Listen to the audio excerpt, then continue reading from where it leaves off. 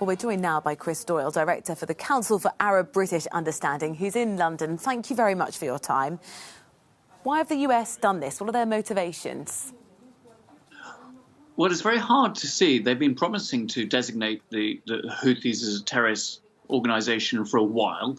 Now, one of the reasons is it's Iranian-backed, so it becomes part of their maximum pressure policy on Iran and its proxies, its allies in the region.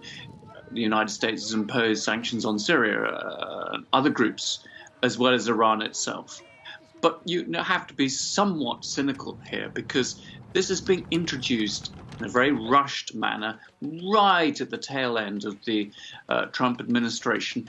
And to give you an idea that these measures won't actually come into effect until the 19th of January, that is one day before Joe Biden becomes president. So there are people who think that in part it is to set yet another fire alight to make things that much harder for the incoming Biden administration. But what is really clear, though, and this is what aid agencies are really terrified about, is here is a country racked by war, racked by near famine conditions, and this could tip it over the edge. We could see Yemen being tipped into a famine. This is the world's worst humanitarian disaster.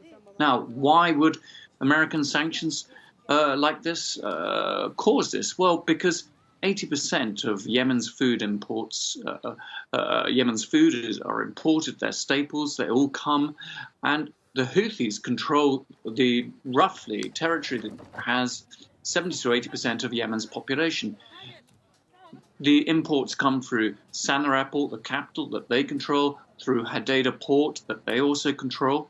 And if you have the Houthis designated as a terrorist organization, what you see is that banks, commercial businesses will not do anything with Yemen. They'll feel the risk is too much. We know this because we've seen it in other countries like Syria. And it'll be very difficult for aid agencies to operate. They may have to pull out international staff, for example. There will be no reliability. Now, in fairness, the US has said there will be humanitarian exemptions, but we simply don't know what they are. We have no details of these humanitarian exemptions, so that creates a great deal of uncertainty. As well as the humanitarian crisis that you've laid out very clearly for us, what impact do you think this will have on the peace process?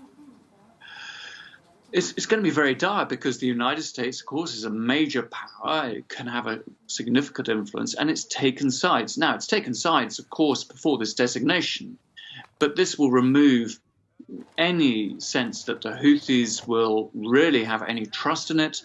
It will give the hardliners in the Houthi movement who say don't bother the international community, don't bother dealing with the United Nations, a lot more power. So it's going to wreck the chances of a very delicate UN-led process. It'll be up for the European states to try and hold things together in the hope that with an incoming Biden administration that's perhaps more open to diplomacy and to conflict resolution, that these issues can be healed. Of course, the incoming Biden administration does have a choice. It can immediately suspend this designation. But the trouble is, to do that, it will have to run the risk of upsetting key allies like Saudi Arabia. But also, let's not forget that the Houthis are far from perfect themselves. They themselves carried out an attack on Aden Airport at the end of December. They've sent missiles into other countries. But the problem is that none of the sides have a perfect record at all. They're all problems. So I think we need to be able to looking into this reach out even further later on in the day. I'm sorry, that's all we've got time for. Chris Doyle, thank you very much. The Director of the Council for Arab-British Understanding.